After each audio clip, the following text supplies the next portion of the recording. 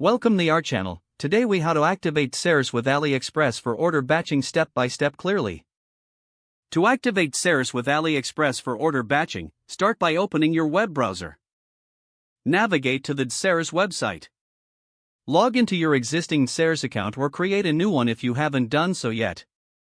Once you are logged in, locate the Connect to AliExpress option on your dashboard. Click on the Connect to AliExpress button.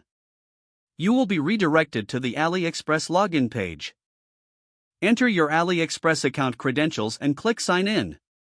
Authorize DSers to access your AliExpress account by following the prompts.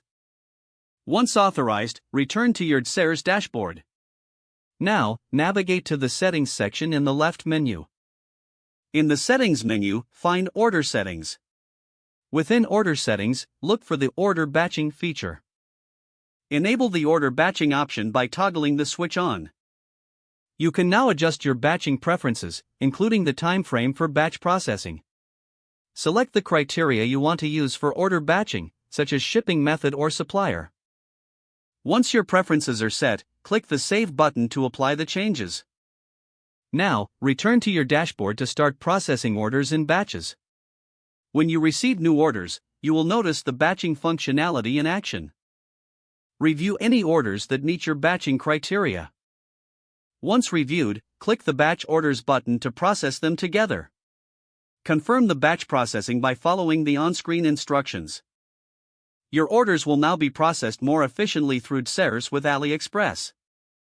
This will streamline your order fulfillment process and save you time. You have successfully activated DSers with AliExpress for order batching.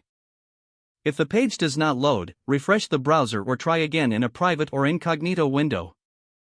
Make sure you are using the correct email address, then retype it carefully to avoid small typos.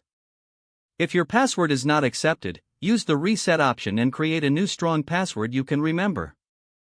Check your spam folder for verification or security emails, then complete any requested confirmation steps. Enable two-factor authentication if available to improve account security and reduce unauthorized access risk.